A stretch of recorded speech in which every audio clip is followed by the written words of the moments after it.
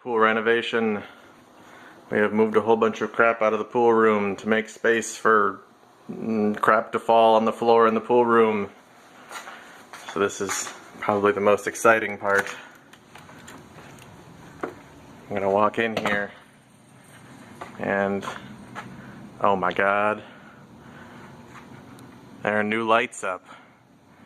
These are special haiku lights from big ass company that makes big ass fans, and they're motion activated.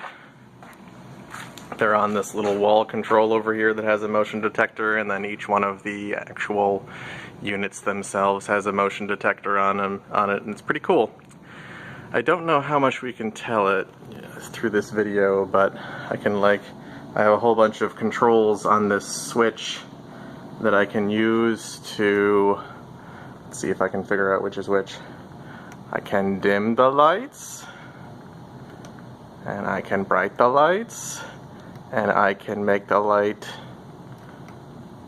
cooler or warmer, which is pretty cool.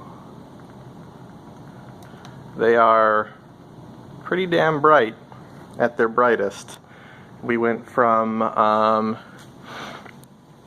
we had 5 can lights in here before. There was one there, one here, one there in the corner, and then one there. And we removed one and then moved these into spaces that are sort of in a nice square formation for the area, and they are in the center of their respective tiles where they will be, so it's pretty cool. Thanks very much to our friend Jason for coming over and help us wiring that up, because wiring in this house is pretty exciting. We're going to be losing these panels over here, so we had switches here for lights and then dimmers here. And I've always thought that dimmers here was really dumb because it's not really convenient anywhere. Like, you come in through the sliding door right here and you have to cross over to get to the light panel right here anyway. I think that we're just going to stick with switches over there, and they'll have the dimmers on them too. And these are just going to be empty panels. I might actually, each one of these lights has, let's see if I can find one. That's still in the packaging. Where you can see how incredibly prepared. There's one, okay. So this is a haiku remote. It is somewhat dirty in its holder, and so I can pop this out here. And with this, I think, okay, the remote might not work once I've hooked it up to the wall control. Guess we're not going to do that after all. Screw that. So, obviously we took out all of the all of the ceiling tiles, so it's all bare now. It's just lots of old insulation hanging around. There's still some plastic from the old vapor barrier, but it's really just sort of fallen apart. So what we're doing is that, so these are 2 new runs that I have hung insulation in. The old insulation is R19, and it takes up about half of the floor joist space, but it's a little bit more than half. However, the R21 that we bought from Owens Corning, it's high quality R21 Eco Touch stuff. R21 is a little bit thinner. I think that R19 is like 6.5 inches, and R21 is like 5.5 inches. And we have about a foot of space up there, so it ends up being pretty cool, pretty good as far as fitting.